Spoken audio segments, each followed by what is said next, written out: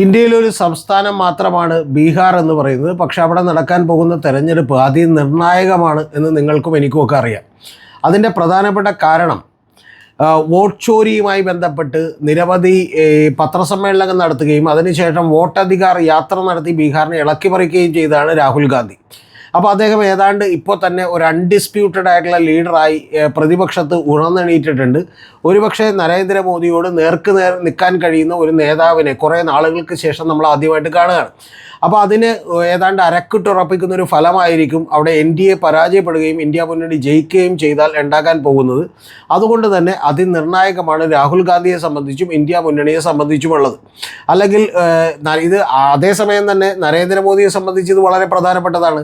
കാരണം നിങ്ങൾക്ക് എല്ലാവർക്കും അറിയാം, നരേന്ദ്രമോദിയെ സംബന്ധിച്ച് ഈ വിജയം വളരെ അനിവാര്യമാണ്. അല്ലെങ്കിൽ ഒരുപക്ഷെ അദ്ദേഹം ഇടക്ക് വെച്ച് തന്നെ നരേന്ദ്രമോദി മാറേണ്ടി വരുമോ എന്ന് പറയുന്നൊരു സംശയം പോലുമുണ്ട്. അത് ഇപ്പോൾ ഈ അടുത്തിടെ നടന്നിട്ടുള്ള ഒരു പഹൽഗാം അറ്റാക്ക് ആണെങ്കിലും ഓപ്പറേഷൻ സിന്ദൂർ ആണെങ്കിലും അതിനുശേഷം ഇപ്പോൾ സോനം വാങ്ചൂക്കിൻ്റെ അറസ്റ്റ് ആണെങ്കിലും ഒക്കെ തന്നെ BJPക്കുള്ളിൽ നിന്നും RSSനുള്ളിൽ നിന്നും പോലും തന്നെ നരേന്ദ്രമോദിക്കെതിരെ നിരവധി ചോദ്യങ്ങൾ ഉയരുന്ന സന്ദർഭമാണ്. അത് 240 സീറ്റുകളുമായി 2024 ലോക്സഭയിലേക്ക് അദ്ദേഹത്തിന് അടിതെറ്റിയപ്പോൾ തന്നെ വലിയ ചോദ്യങ്ങൾ ഉയർന്നിരുന്നു. പക്ഷേ പിന്നീട് ഹരിയാനയും അതുപോലെ മഹാരാഷ്ട്രയും ഒക്കെ നേടിക്കൊണ്ടാണ് അദ്ദേഹം അതിനൊന്ന് പാച്ചപ്പ് ചെയ്തത് എന്ന് നമുക്കറിയാം. അതിനുശേഷവും വീണ്ടും ഉള്ളിൽ നിന്ന് തന്നെ BJPക്കും സംഘപരിവാറിനുള്ളിൽ നിന്നൊക്കെ തന്നെ മോദി ബ്രാൻഡ് ഇടിയുന്നു എന്ന് പറയുന്ന വലിയ തരത്തിലുള്ള ആരോപണങ്ങൾ അദ്ദേഹം നേരിട്ടുകൊണ്ടിരിക്കുകയാണ്. അതിൽ ഏറെക്കുറെ വലിയ തോതിലുള്ള സത്യവും അതിനകത്തുണ്ട് എന്ന് നമുക്കറിയാം. മോദി ബ്രാൻഡിൽ ഇടിവ് സംഭവിക്കുകയാണ്. അപ്പോൾ അതുകൊണ്ട് തന്നെ നരേന്ദ്രമോദിയെ സംബന്ധിച്ചും അതുപോലെ രാഹുൽ ഗാന്ധിയെ സംബന്ധിച്ചും ഒക്കെ തന്നെ ബീഹാറിലെ വിജയം വെറുമൊരു സംസ്ഥാന തെരഞ്ഞെടുപ്പിൻ്റെ വിജയമല്ല, അത് അങ്ങേയറ്റം അനിവാര്യമാണ്. രണ്ടാമത്തെ ഏറ്റവും പ്രധാനപ്പെട്ട കാരണം എന്ന് പറയുന്നത് അവിടെ ഏതാണ്ട് NDAയും ഇന്ത്യ മുന്നണിയും ഒക്കെ തന്നെ തുല്യ ശക്തികളാണ് എന്നുള്ളതാണ്. കാരണം ഇവർ തമ്മിലുള്ള വ്യത്യാസം ബീഹാറിൽ എന്ന് പറയുന്നത് 11,150 വോട്ടുകൾ മാത്രമാണ്.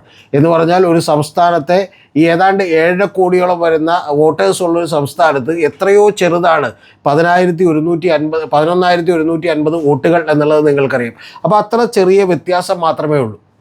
മൂന്നാമത്തെ ഏറ്റവും പ്രധാനപ്പെട്ട കാര്യമെന്ന് പറയുന്നത് ഒരു 30% സോളിഡ് വോട്ടുകളാണ്. നമ്മൾ പല സർവേകളും പരിശോധിക്കുമ്പോൾ അല്ലെങ്കിൽ അവിടുത്തെ കഴിഞ്ഞ വർഷങ്ങളിലെ വോട്ടിംഗ് പാറ്റേണൊക്കെ തന്നെ പരിശോധിക്കുമ്പോൾ ഞാൻ നിങ്ങളോട് പറയുന്നുണ്ട് 30% വോട്ടുകളാണ് NDAക്കുള്ളത്.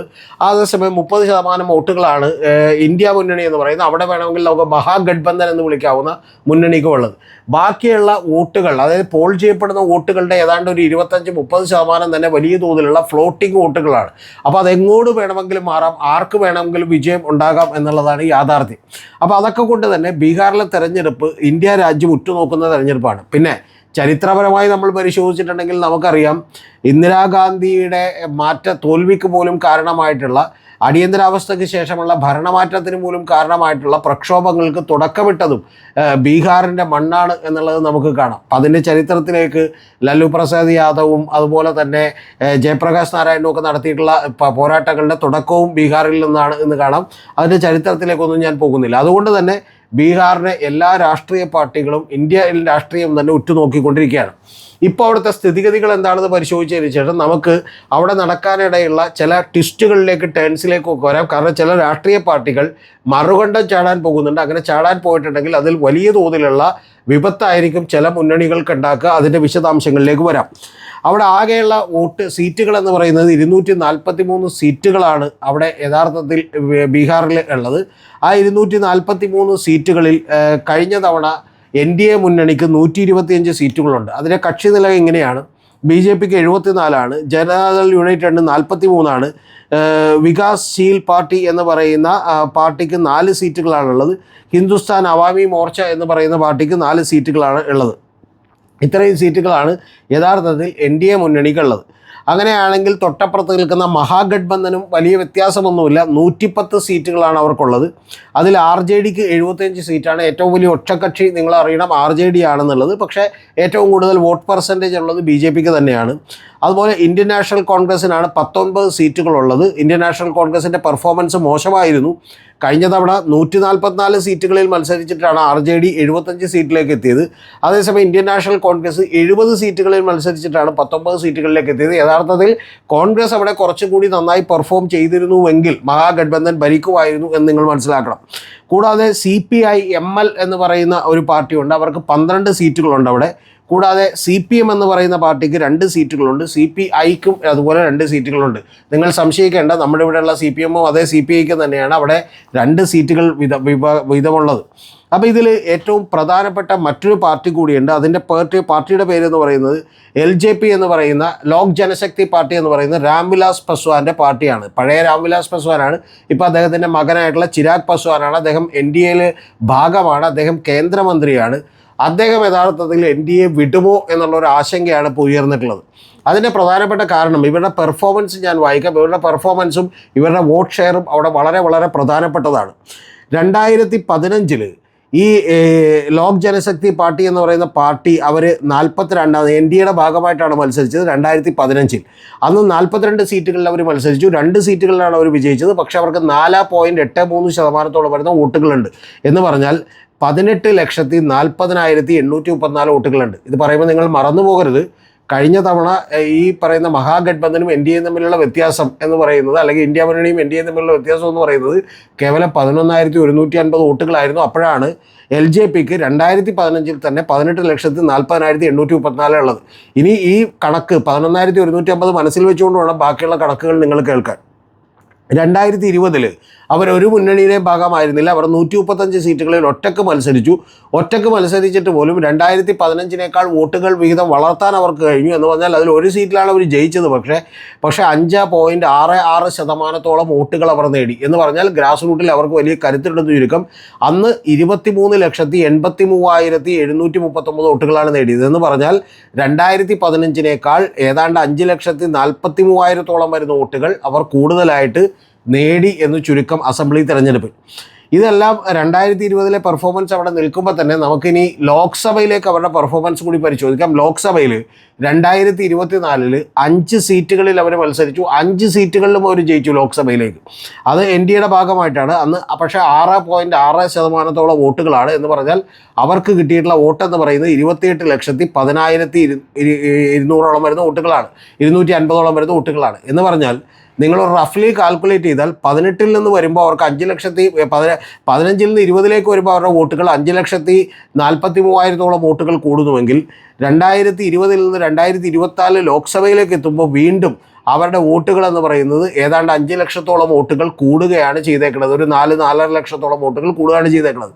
അപ്പോൾ വലിയ തോതിലുള്ള പെർഫോമൻസ്, അതായത് 20 ലക്ഷമെങ്കിലും വോട്ട് പിടിക്കാൻ കഴിയുന്ന, 23 ലക്ഷം വോട്ട് ഒറ്റക്ക് നിന്ന് പിടിക്കാൻ കഴിയുന്ന ഒരു പാർട്ടിയാണ് ഈ പറയുന്ന ലോക് ജനശക്തി പാർട്ടി എന്ന് പറയുന്ന LJP എന്ന് പറയുന്ന പാർട്ടി. 28 ലക്ഷം വോട്ടാണ് കഴിഞ്ഞ ലോക്സഭയിൽ പിടിച്ചേക്കുന്നത്. പക്ഷേ ആ സമയത്ത് അവർ NDAയുടെ ഭാഗമായിരുന്നു. അപ്പോൾ അവർ ഇത്തവണ ഡിമാൻഡ് ചെയ്യുന്നത് ഞങ്ങൾക്ക് ഏറ്റവും കുറഞ്ഞത് 50 സീറ്റുകൾ വേണമെന്നാണ് അവർ പറയുന്നതെങ്കിലും അവരുടെ ഒരു ഉദ്ദേശമെന്ന് പറയുന്നത് 36 സീറ്റുകളെങ്കിലും കിട്ടിയില്ലെങ്കിൽ അവർ മത്സരിക്കില്ല, ഏറ്റവും കുറഞ്ഞത് 40 സീറ്റുകളെങ്കിലും വേണമെന്നാണ്. ഈ 40 സീറ്റുകൾ കൊടുക്കാൻ NDAക്ക് കഴിയുമോ എന്നുള്ളതാണ് വലിയ ചോദ്യം എന്ന് പറയുന്നത്. അതിൻ്റെ പ്രധാനപ്പെട്ട കാര്യം, NDAയിൽ പ്രയോഗിക്കുന്ന ഏറ്റവും പ്രധാനപ്പെട്ട കക്ഷികൾ എന്ന് പറയുന്നത് BJPയും അതുപോലെ തന്നെ നമുക്കറിയാമല്ലോ JDU ജനതാദൾ യുണൈറ്റഡുമാണ്. അപ്പോൾ ഇപ്പോൾ ഏതാണ്ട് അവരുടെ ഇടയ്ക്കുണ്ടായിട്ടുള്ള ധാരണ എന്ന് പറയുന്നത് BJP 105 സീറ്റിലും ജനതാദൾ യുണൈറ്റഡ് 107 സീറ്റിലും മത്സരിക്കുന്നു എന്നുള്ളതാണ്. എന്ന് പറഞ്ഞാൽ ജനതാദൾ യുണൈറ്റഡ് ഒരു സീറ്റെങ്കിലും, ഈക്വലാണ് സീറ്റുകൾ, അതിലൊരു സീറ്റെങ്കിലും കൂടുതൽ ജനതാദൾ യുണൈറ്റഡ് വേണമെന്നാണ്. കാരണം നിതീഷ് കുമാറാണ് അവിടുത്തെ ഫേസ് ആയിട്ടുള്ളത്. അവർക്ക് വോട്ടുകളും സീറ്റുകളും ഒക്കെ കുറവാണെങ്കിൽ പോലും നിതീഷ് കുമാറാണ് ഈ മുന്നണിയുടെ ഒരു മുഖ്യമന്ത്രി ഫേസ്. അതിന് വലിയ പ്രാധാന്യമുണ്ട് എന്നുള്ളതുകൊണ്ടാണ്. അതിൽ തന്നെ പലപ്പോഴും അവിടെ ഉയർത്തുന്ന ഒരു മുദ്രാവാക്യം എന്ന് പറയുന്നത് നിതീഷ് കാ കാം മോദി കാ നാം എന്നാണ്. മോദിയുടെ പേരിൽ നിതീഷ് എന്ത് ചെയ്യുന്നു, അവിടെ വർക്ക് ചെയ്യുന്നു എന്നുള്ളതാണ്. അപ്പോൾ അതിനോട് BJPക്ക് അത്ര വലിയ താല്പര്യമില്ല. BJP ഇത്തവണ നിതീഷ് വീണ്ടും മുഖ്യമന്ത്രിയാക്കാൻ കഴിയില്ല എന്നൊക്കെയുള്ള അവിടുത്തെ പ്രാദേശിക നേതാക്കൾ ആവശ്യപ്പെടുന്നുണ്ട്. പക്ഷേ കേന്ദ്ര നേതൃത്വം നിതീഷ് കുമാറിന് ഏതാണ്ട് അനുകൂലമാണ്. കാരണം അദ്ദേഹത്തിൻ്റെ 12 സീറ്റുകളും ഈ 12 ലോക്സഭാ സീറ്റുകൾ വളരെ വളരെ പ്രധാനമാണ് എവിടെ കേന്ദ്ര മന്ത്രിസഭയിൽ എന്നുള്ളത് കൊണ്ടിട്ട് അദ്ദേഹത്തിന് വഴങ്ങിക്കൊടുക്കാനാണ് സാധ്യത. അപ്പോൾ ഇത് കഴിഞ്ഞിട്ടുള്ള ബാലൻസ് ഉള്ള 30 സീറ്റുകൾ മാത്രമേ യഥാർത്ഥത്തിൽ ഘടകകക്ഷികൾക്കായിട്ട് കൊടുക്കാൻ കഴിയൂ. പക്ഷേ അതിന് ഒരു കാരണവശാലും വഴങ്ങില്ല എന്നുള്ളൊരു തീരുമാനമാണ് ചിരാഗ് പസ്വാൻ എടുത്തിട്ടുള്ളത്. എന്ന് പറഞ്ഞാൽ ഇവരുടെ സീറ്റ് ചർച്ചകളിൽ തന്നെ ആകെ പൊളിച്ചെഴുത്ത് വേണ്ടിവരും എന്നുള്ളതാണ് ചുരുക്കം. പിന്നെ ഇത് കൂടാതെ കഴിഞ്ഞ തവണ NDAയുടെ ഒപ്പം ഉണ്ടായിരുന്ന JMMഉം അതുപോലെ VIP എന്ന് പറയുന്ന വികാസ് ഇൻസാൻ പാർട്ടിയും ഒക്കെ തന്നെ മഹാഗഡ്ബന്ധൻ്റെ ഒപ്പം ചേർന്നിട്ടുണ്ട് എന്നുള്ളത് നിങ്ങൾ മറന്നു പോകരുത്. ഇപ്പോൾ ഇതിനോടകം തന്നെ അവിടെയും പക്ഷേ പ്രശ്നങ്ങളുണ്ട്. കാരണം ഇടത് പാർട്ടികൾ, അതായത് CPI-ML-ഉം CPM-ഉം CPI-യും ഒക്കെ ടോട്ടലി ആവശ്യപ്പെടുന്നത് തന്നെ 35-40 സീറ്റുകളിൽ അവർക്ക് മത്സരിക്കണമെന്നാണ്. അപ്പോൾ അതിലുമൊക്കെ തന്നെ വിട്ടുവീഴ്ച ചെയ്യേണ്ട സീറ്റ് പ്രശ്നമെന്ന് പറയുന്നത് ഒരു കീറാമുട്ടിയായി കൊണ്ടിരിക്കുകയാണ് രണ്ട് മുന്നണികളിലും. പക്ഷേ ഏറ്റവും പ്രധാനപ്പെട്ട മുന്നണിയിൽ ഇത് പ്രശ്നമാകാൻ പോകുന്നത് NDA-യിലാണ് എന്നുള്ളത് നിങ്ങൾ മറന്നുപോകരുത്. അപ്പോൾ അതുകൊണ്ട് തന്നെ ഈ കേന്ദ്രമന്ത്രിയായിട്ടുള്ള ചിരാഗ് പസ്വാൻ അദ്ദേഹം മറ്റൊരു മൂവ് കൂടി, ഒരു പ്രഷർ ടാക്ടിക്സ് കൂടി എടുത്തിരിക്കുന്നു. അതെന്താണെന്ന് വെച്ചിട്ടുണ്ടെങ്കിൽ ഈ മഹാഗഠബന്ധനൊപ്പം അദ്ദേഹം ഇപ്പോൾ ചർച്ചയൊന്നും നടത്തുന്നില്ല. കോൺഗ്രസുമായിട്ടോ അല്ലെങ്കിൽ തേജസ്വി യാദവുമായിട്ടോ എന്തൊന്നും അദ്ദേഹം ചർച്ച നടത്തുന്നില്ല. പക്ഷെ അദ്ദേഹം ഇപ്പോൾ ചർച്ച നടത്താൻ പോകുന്നത് PKയുടെ പാർട്ടി, അതായത് ജൻസ്വരാജ് എന്ന് പറയുന്ന പാർട്ടിയുമാണ്. ഞാൻ നേരത്തെ തന്നെ നിങ്ങളോട് പറഞ്ഞിരുന്നു, അവിടെ വലിയ തോതിൽ ഇമേജ് വർദ്ധിപ്പിക്കാൻ കഴിഞ്ഞിട്ടുള്ള മുൻ പൊളിറ്റിക്കൽ സ്ട്രാറ്റജിസ്റ്റാണ് പ്രശാന്ത് കിഷോർ എന്ന് പറയുന്നത്. ആ പ്രശാന്ത് കിഷോർ അതിഗംഭീരമായിട്ടുള്ള ഒരു വർക്ക് അവിടെ നടത്തുകയും കഴിഞ്ഞ മാസം നടത്തിയിട്ടുള്ള സർവേകളിൽ ഏതാണ്ട് മുഖ്യമന്ത്രി സ്ഥാനത്തേക്ക് തേജസ്വി യാദവാണ് ഏറ്റവും മുന്നിൽ, താഴെ നിതീഷ് കുമാറാണ്, അതിൻ്റെ തൊട്ട് താഴെ 20-21% വോട്ടുമായിട്ട് വന്നേക്കുന്നത് ഈ പറയുന്ന പ്രശാന്ത് കിഷോറാണ്.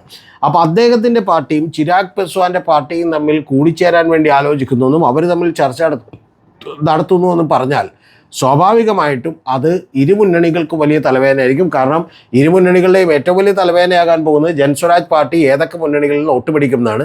മിക്കവാറും അത് നഷ്ടപ്പെടുത്തുക കോൺഗ്രസിൻ്റെയും അതുപോലെ മഹാഗഠബന്ധൻ്റെയും തേജസ്വി യാദവിൻ്റെയും ഒക്കെ വോട്ടുകളായിരിക്കും. കാരണം അവർക്ക് കിട്ടാൻ ഇടയുള്ള ചെറുപ്പക്കാരായിട്ടുള്ള ആളുകളുടെ വോട്ടുകൾ നഷ്ടപ്പെടുത്തുമെന്നാണ് കരുതപ്പെടുന്നത്. അങ്ങനെ കരുതപ്പെടുന്നതുകൊണ്ടാണ് അവിടെ ചെറിയ മാർജിനിലെങ്കിലും NDA അധികാരത്തിൽ വരും എന്ന് നമ്മൾ വിചാരിക്കുന്നത്. പക്ഷേ NDA അധികാരത്തിൽ വന്നാലും നിതീഷ് കുമാർ ആയിരിക്കില്ല, BJPയുടെ തന്നെ ഒരു മുഖ്യമന്ത്രി അവിടെ അധികാരത്തിൽ വരാനാണ് എല്ലാ സാധ്യതകളും.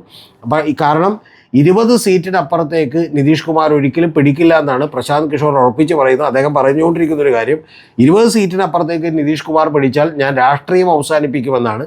എന്ന് പറഞ്ഞാൽ അവിടെ യഥാർത്ഥത്തിൽ BJP വളരുകയും അതോടൊപ്പം നിതീഷ് വളരെ കൃത്യമായി കഴിഞ്ഞ 3 തെരഞ്ഞെടുപ്പുകളിലായി 100-ലധികം സീറ്റുകൾ ഉണ്ടായിരുന്ന നിതീഷ് കഴിഞ്ഞ 3 തെരഞ്ഞെടുപ്പുകളിലായി വളരെ വീക്കാവുകയും ചെയ്തിട്ടുണ്ട് എന്നുള്ളതാണ് യാഥാർത്ഥ്യം. പ്രശാന്ത് കിഷോർ തന്നെ പറയുന്നത് അദ്ദേഹത്തിൻ്റെ മന്ത്രിമാരൊക്കെ വലിയ അഴിമതിക്കാരാണ്, അവരൊക്കെ എന്താ ചെയ്യുന്നതെന്ന് നിതീഷ് അറിയില്ല. നിതീഷ് അങ്ങനെ വളരെ കുഴപ്പമില്ലാത്ത ഒരാളാണ്, ഇന്നസെൻ്റ് ആയിട്ടുള്ള ഒരാളാണ്, അഴിമതിയൊന്നും നടത്തുന്നില്ല. പക്ഷേ അദ്ദേഹത്തിൻ്റെ പിടി കംപ്ലീറ്റ് ആയിട്ടും അയഞ്ഞിരിക്കുന്നു എന്നുള്ളതാണ് പറയുന്നത്. അപ്പോൾ അതുകൊണ്ട് ഇതിൽ ജിതിൻ റാം മാഞ്ചിയുടെ മറ്റൊരു പാർട്ടിയുണ്ട്, HIM എന്ന് പറയുന്ന പാർട്ടി. അവർ 25 സീറ്റാണ് ചോദിക്കുന്നത്. ഇപ്പോൾ കഴിഞ്ഞ തവണ 7 സീറ്റിൽ മത്സരിച്ചവരാണ്. ഇത്തരത്തിൽ സീറ്റുകൾ കൂടുതലായി ആവശ്യപ്പെട്ടുകൊണ്ട് വലിയ തോതിലുള്ള പ്രശ്നങ്ങൾ എല്ലാ ചെറിയ പാർട്ടികളും ഉണ്ടാക്കുന്നു. അതിനെ ആരായിരിക്കും കൃത്യമായി സോൾവ് ചെയ്യുക എന്നുള്ളതാണ് ഏറ്റവും പ്രധാനപ്പെട്ട കാര്യം. അത് തേജസ്വി യാദവിനും കോൺഗ്രസിനും കഴിയുമോ എന്നുള്ളത് കാത്തിരുന്ന് കാണണം.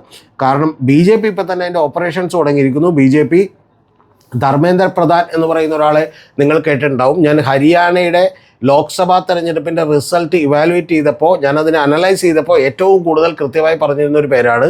കാരണം എങ്ങനെയാണ് എതിർ രാഷ്ട്രീയ പാർട്ടികളുടെ വോട്ട് ഭിന്നിക്കേണ്ടത്, അവിടെ ഏത് സമുദായക്കാരനെ നിർത്തിയാൽ ഏത് ജാതിക്കാരനെ നിർത്തിയിട്ടുണ്ടെങ്കിൽ അവിടെ കോൺഗ്രസ്സിന് കിട്ടാനുള്ള ജയിക്കാനുള്ള വോട്ടുകൾ ഭിന്നിക്കാൻ കഴിയുമെന്ന് കൃത്യമായി മൈക്രോ ലെവൽ മാനേജ്മെൻറ്റിലൂടെ പഠിച്ച് അത് നടപ്പിലാക്കിയ ഒരാളാണ് ധർമ്മേന്ദ്ര പ്രധാൻ. ആ ധർമ്മേന്ദ്ര പ്രധാൻ അവിടെ ചാർജ് കൊടുത്തിരിക്കുന്നു. കൂടാതെ ഈ വിനോദ് താവ്ഡെ എന്ന് പറയുന്ന അവരുടെ നാഷണൽ സെക്രട്ടറി ഉണ്ട്, അത് മഹാരാഷ്ട്ര തെരഞ്ഞെടുപ്പിൽ അദ്ദേഹം വലിയ പങ്കുവഹിച്ച ഒരാളാണ്. ഈ ധർമ്മേന്ദ്ര പ്രധാനും വിനോദ് താവ്ഡെയും ഒക്കെ ആയിട്ട് ഇന്ന് തന്നെ ഏതാണ്ട് ചിരാഗ് പസ്വാനെ കണ്ടിരിക്കുന്നു. പക്ഷെ ഒരു കാര്യം ഉറപ്പാണ്, ബീഹാർ രാഷ്ട്രീയത്തിൽ വിട്ടുവീഴ്ചകൾ ചെയ്തുകൊണ്ട് മാത്രമേ ഏതൊരു രാഷ്ട്രീയ പാർട്ടിക്ക് വിജയിക്കാൻ കഴിയൂ. ആ വിട്ടുവീഴ്ചകളും ഈ പറയുന്ന പോലെ മറ്റു ഓഫറുകളുമൊക്കെ കൂടുതലായി കൊടുക്കാൻ കഴിയുക തീർച്ചയായിട്ടും നമുക്കറിയാം, ഒരു സംശയവുമില്ല, അത് BJPക്ക് തന്നെയായിരിക്കും. അപ്പോൾ BJPയുടെ ആ ഇലക്ഷൻ സ്ട്രാറ്റജികളെ കൃത്യമായി എങ്ങനെയാണ് ഹാൻഡിൽ ചെയ്യാവുന്ന ലെവലിലേക്ക് ഇപ്പോൾ കോൺഗ്രസും ഒരുപാട് വളർന്നിട്ടുണ്ട്. അതുപോലെ തേജസ്വി യാദവും വളർന്നിട്ടുണ്ട്. അദ്ദേഹം ഗ്രൗണ്ടിൽ നേരത്തെ തന്നെ പണിയെടുത്തു തുടങ്ങിയതാണ്. അതുകൊണ്ട് ഇത്തരത്തിലുള്ള ഈ പറഞ്ഞ പോലെ സീറ്റ് ഷെയറിങ്ങിൽ എങ്ങനെയാണ് ഇവർ അമിക്കബിളി സെറ്റിൽ ചെയ്യാൻ പോകുന്നത് എന്നുള്ളത് ഏറ്റവും പ്രധാനപ്പെട്ട കാര്യമാണ്. ആര് തന്നെ ജയിച്ചാലും വലിയ മാർജിനിലൊന്നും ജയിക്കാൻ സാധ്യതയില്ല. പക്ഷേ അവിടെ നിന്ന് ഏതാണ്ട് ഒരു 50 ലക്ഷത്തോളം വോട്ടുകൾ വോട്ടർ പട്ടികയിൽ നിന്ന് ഒഴിവാക്കിയിട്ടുണ്ട്. ഇതൊക്കെ എങ്ങനെ ബാധിക്കുമെന്ന് നമുക്കറിയില്ല. പക്ഷേ ഏറ്റവും പ്രധാനപ്പെട്ട കാര്യമെന്ന് പറയുന്നത് ഈ ചെറു പാർട്ടികൾ അവരെല്ലാവരും കൂടി നേടുന്ന വോട്ടുകൾ എന്ന് പറയുന്നത് ഏതാണ്ട് ഒരു 25-30% വരും. ആ വോട്ടുകളിലേക്ക് എങ്ങനെയാണ്, ആ വോട്ടുകളെ എങ്ങനെയാണ് അല്ലെങ്കിൽ ആ പാർട്ടികളെ എങ്ങനെയാണ് ക്യാപ്ചർ ചെയ്യുക, അവരെങ്ങനെയാണ് ഒരു സംതൃപ്തിപ്പെടുത്തുക, അവരെങ്ങനെയാണ് സാറ്റിസ്ഫൈ ചെയ്യിച്ചുകൊണ്ട് കൂടെ നിർത്തുക എന്നുള്ളത് ഈ വോട്ട് വിഭജനം കഴിയുന്നത് വരെ ബീഹാറിൽ വലിയ അനിശ്ചിതത്വം തുടരുകയാണ്. വോട്ടിൻ്റെ പാർട്ടികളുടെ ഈ സീറ്റുകളുടെ വിഭജനവും അതുപോലെ മത്സരിക്കാനുള്ള ഒരു ചിത്രവും വ്യക്തമാകുമ്പോൾ മാത്രമേ നമുക്ക് കൃത്യമായി ആർക്കാണ് ഒരു ജയസാധ്യത എന്നെങ്കിലും പ്രവചിക്കാൻ കഴിയും. അതിനു മുമ്പ് എന്ത് മാറ്റവും ബീഹാറിൽ സംഭവിക്കും.